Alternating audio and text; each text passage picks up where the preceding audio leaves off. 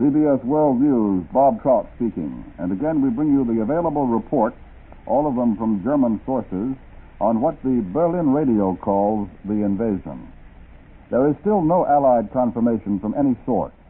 Correspondents who rushed to the War Department in Washington soon after the first German broadcast was heard were told that our War Department had no information on the German reports. There's been no announcement of any sort from Allied headquarters in London. The first news of the German announcement reached this country at 12:37 a.m. Eastern Wartime. The Associated Press recorded this broadcast and immediately pointed out that it could be one which Allied leaders have warned us to expect from the Germans. Shortly after 1 a.m. Eastern Wartime, the Berlin radio opened its news program with a so-called invasion announcement.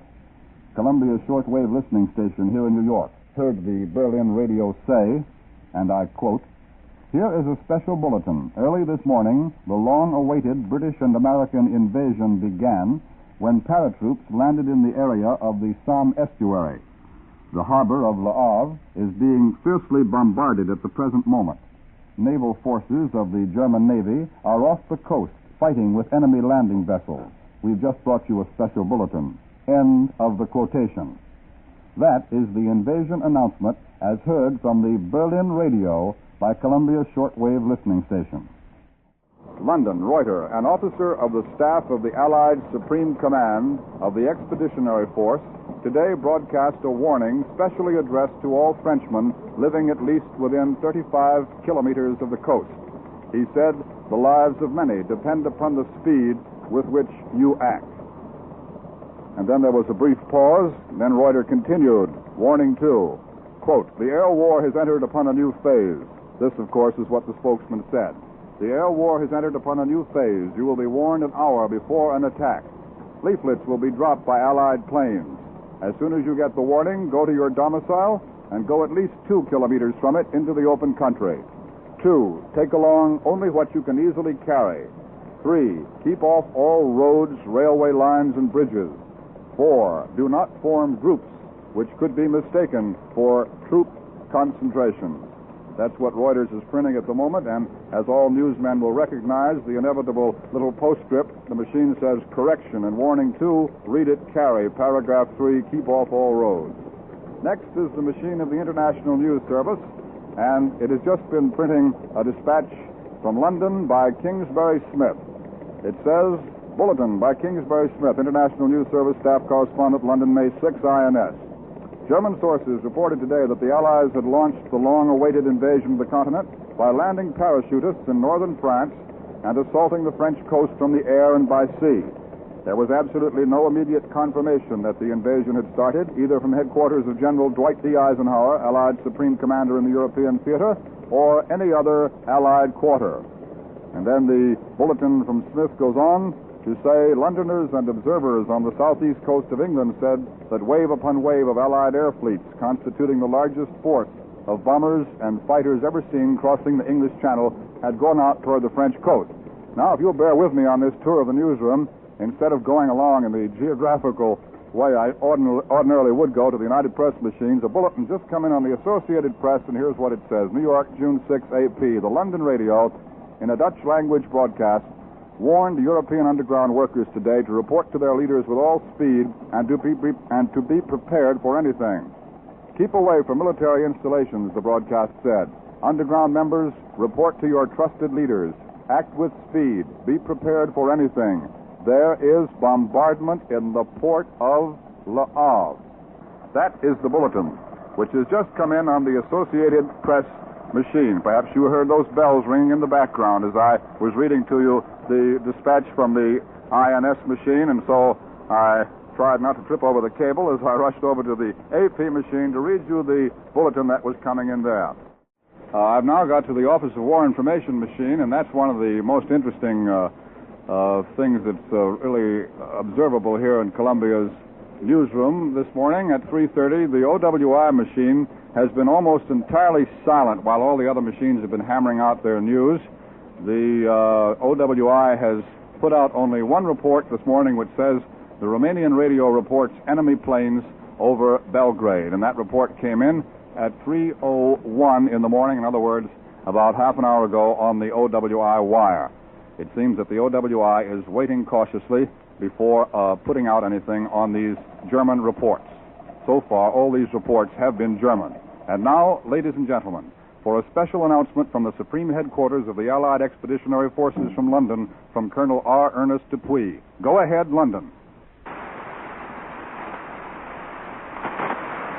This is Supreme Headquarters, Allied Expeditionary Force. The text of communique number 1 will be released to the press and radio of the United Nations in 10 seconds. Repeat, 10 seconds from now.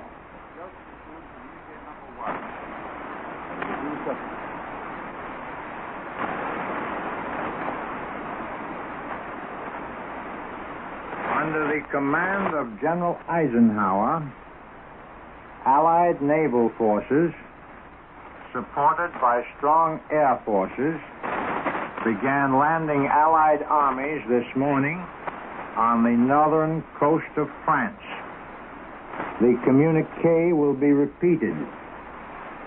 Under the command of General Eisenhower, Allied naval forces, supported by strong air forces, began landing Allied armies this morning on the northern coast of France. This ends the reading of communique number 1 from Supreme Headquarters, Allied Expeditionary Force. This means invasion.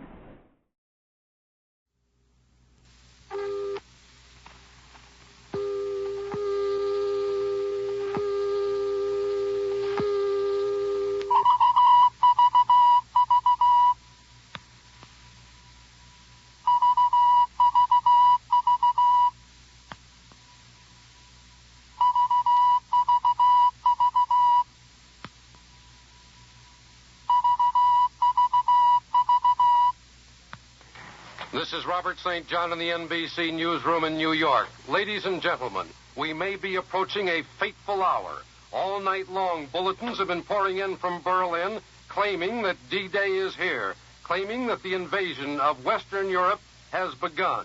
Let me read you several of the latest bulletins. One says that a report, unconfirmed by Allied sources, of course, says that heavy fighting is taking place between the Germans and invasion forces on the Normandy Peninsula, about 31 miles southwest of Le Havre.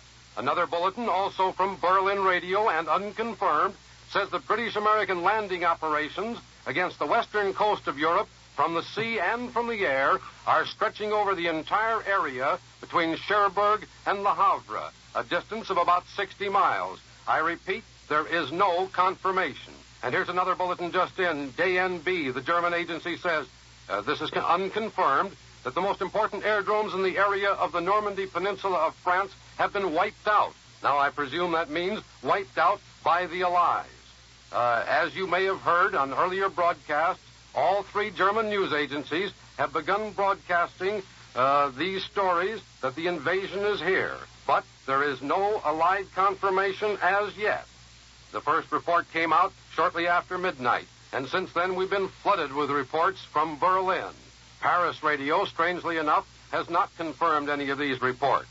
And now we have just been informed that we can expect in a very few seconds, a very important broadcast from the British capital. And so now we take you to London.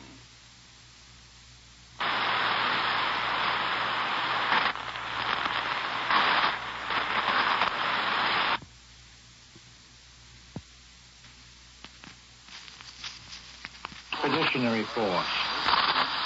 The text of communique number 1 will be released to the press and radio of the United Nations in 10 seconds. Repeat, 10 seconds from now.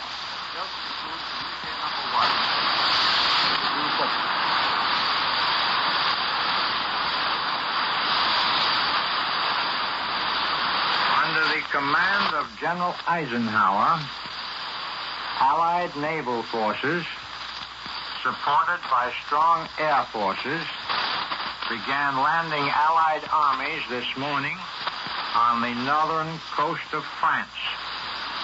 The communique will be repeated. Under the command of General Eisenhower, Allied naval forces, supported by strong air forces, began landing Allied armies this morning on the northern coast of France. This ends the reading of communique number 1 from Supreme Headquarters, Allied Expeditionary Force.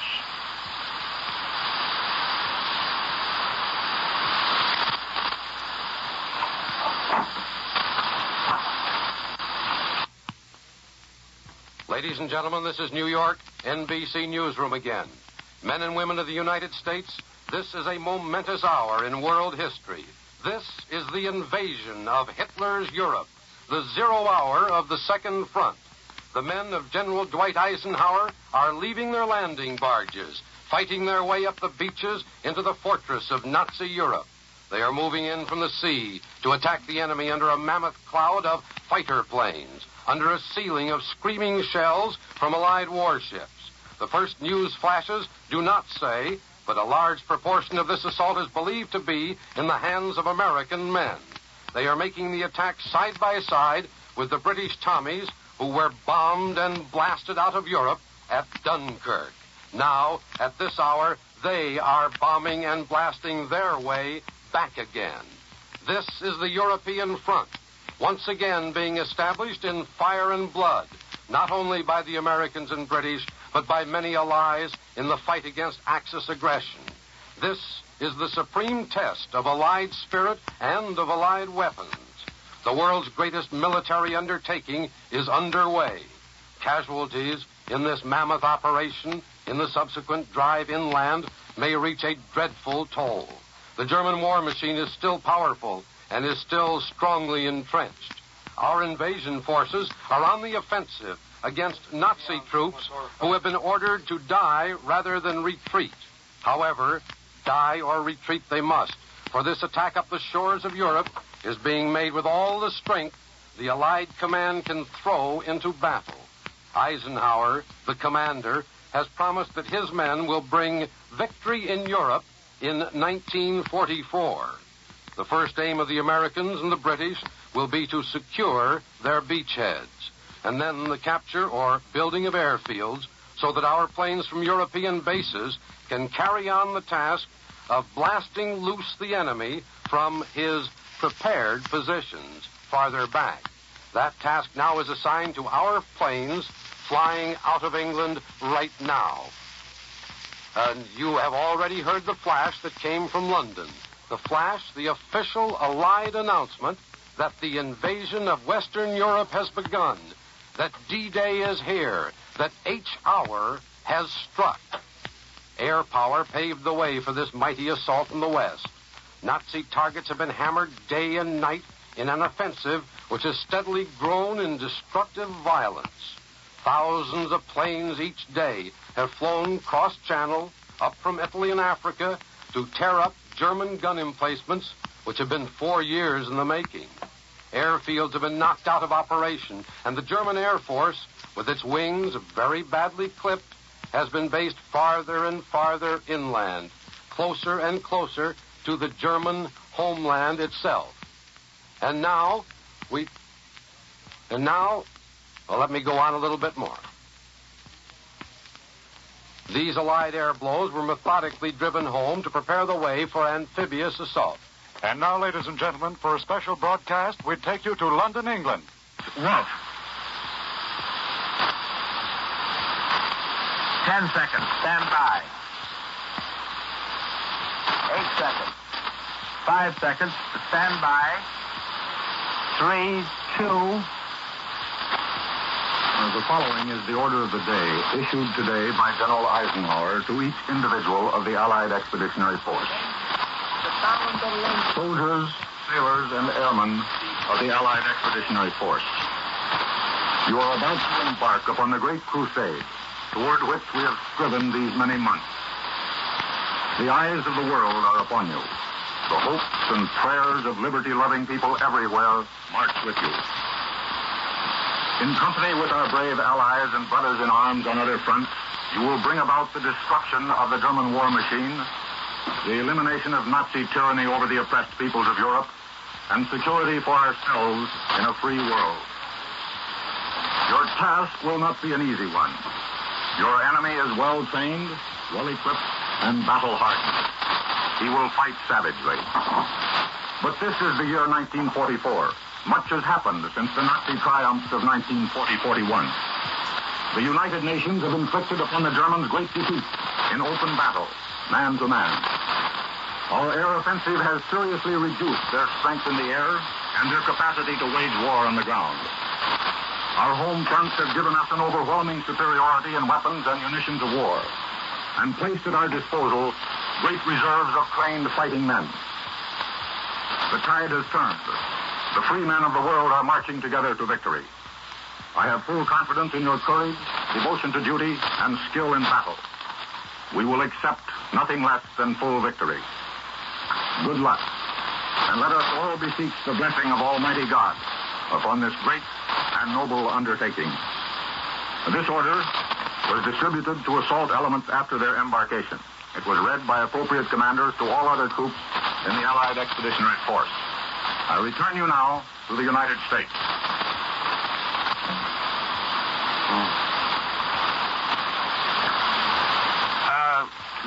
Broadcasters, is everyone taking the official program starting at 47? This is McCall speaking. Yes.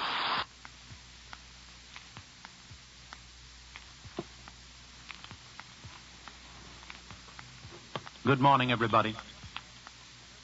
We have just had the first communique from General Eisenhower's headquarters on the invasion. Here is its text. Under the command of General Eisenhower, Allied naval forces, supported by strong air forces, began landing Allied armies this morning on the northern coast of France. And we have also had the first order of the day, the one issued by General Eisenhower, wishing Godspeed to his troops as they left the shores of Britain for the shores of northern France. He told them that they were about to embark on the great crusade.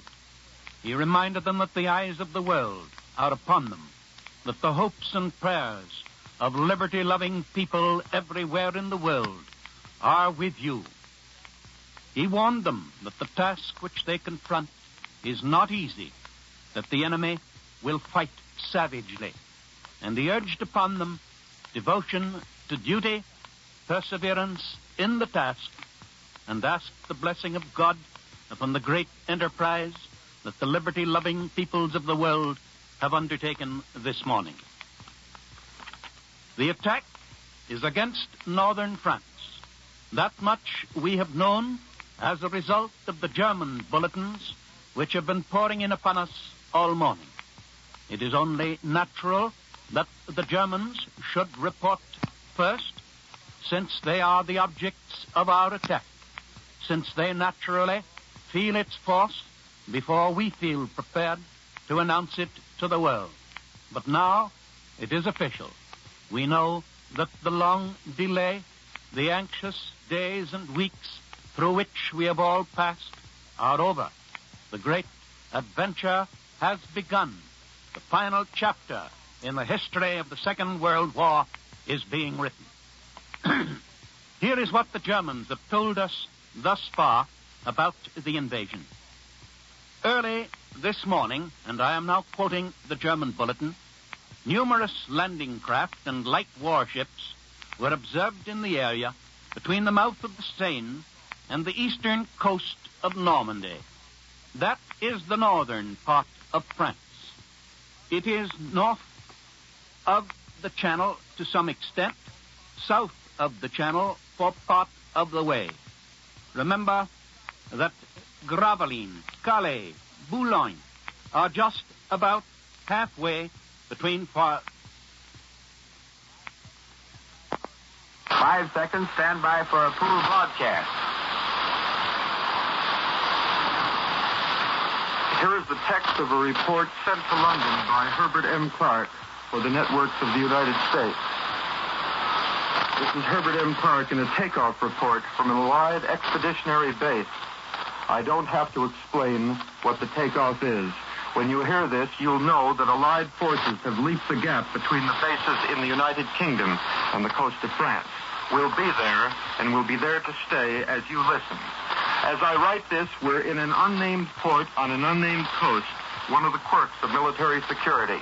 But it's a funny thing about security. A week ago in London, I was in a state of constant irritation with security censorship. It was obvious from German radio reports that the Nazis knew things we knew but couldn't say. Since then, I've been living and eating and sleeping aboard the flagship of an Allied assault force, one of the several which are going to hit the Hun where he hurts most. And I find that Jerry knows less than he said he did. Since I've been here, we've had exactly one air alarm, and that not a raid or even a determined reconnaissance. And I also find that I don't object so much to security. My loyalty and responsibility to you back home is overridden by loyalty and responsibility to the soldiers on this boat and the sailors who are carrying them to the beachhead. That objective is also, for the moment, unidentifiable, because the place we've picked for our main landing is one Jerry hadn't figured on. And I don't want to be the one to tell him that our sector is the one where his counterattack should go. The Nazis have been badly outguessed on this whole show. He's going to be surprised by the direction of the attack, and he's going to get a shock by the timing. The master race has fallen down again. I'm treating all this in the past tense as though it had already happened. Maybe that's a mistake, but it's a reflection of the overwhelming confidence of the troops involved and the confidence I've drawn from the tremendous scale of the preparations. We haven't yet moved from our anchorage, but all morning this coastal strip has been full of movement. Ladies and gentlemen, I will digress to say that the next few sentences will be semi-English. That script has been censored. There are ships in the task forces which are striking, British, Canadian, and American. They range from big troop carriers and supply ships down to landing craft. Other vessels, landing craft, which make most of the journey, piggyback on bigger ships, are in the fleet. Now I admit that I can't conceive of a fleet of ships myself, but I do know that's as far as I can see from the bridge of this ship.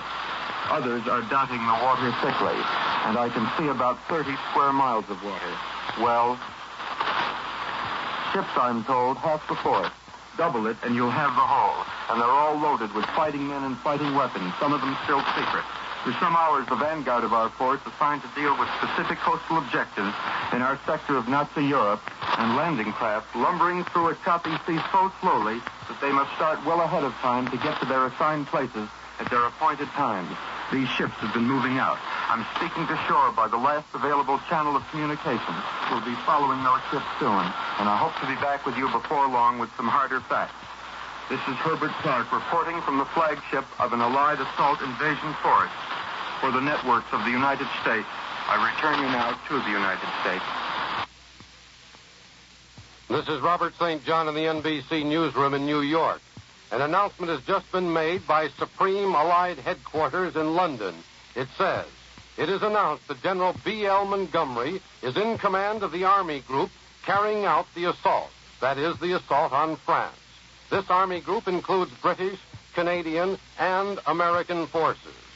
Many of these troops, of course, storming the first barriers on the road to Rome, to Berlin, probably are American, Yanks from the farms of the Middle West, from the plains of the cow country, and from the streets of New York, and from the deep South. One estimate was that perhaps 70% of Eisenhower's invasion force would be American, with the British and the Canadians and the men of the other United Nations furnishing the balance.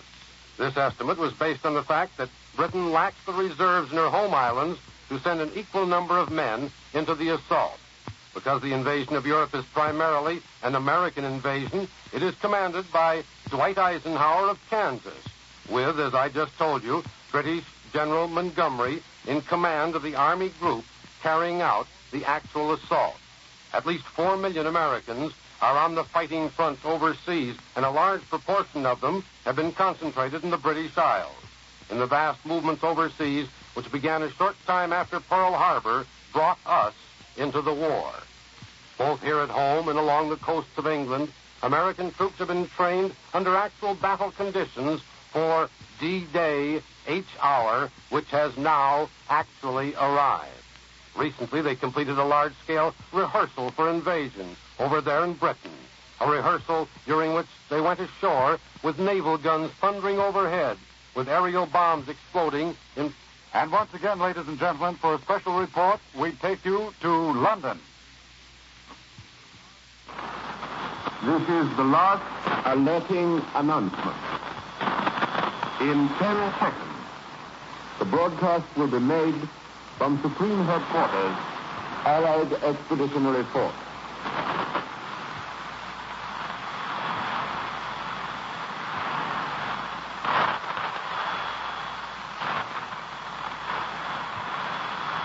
This is Supreme Headquarters, Allied Expeditionary Force.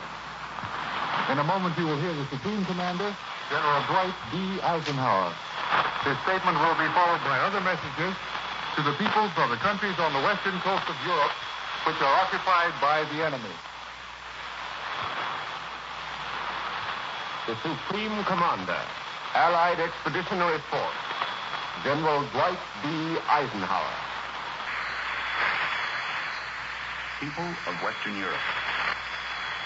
A landing was made this morning on the coast of France by troops of the Allied Expeditionary Force.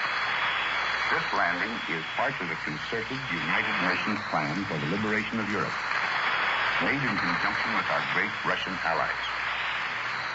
I have this message for all of you. Although the initial assault may not have been made in your own country, the hour of your liberation is approaching. All patriots, men and women, young and old, have a part to play in the achievement of final victory.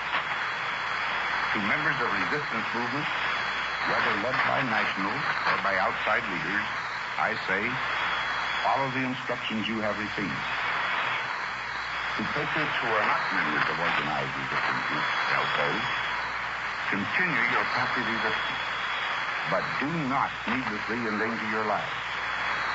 Wait until I give you the signal to rise and strike the enemy. The day will come when I shall need your united strength.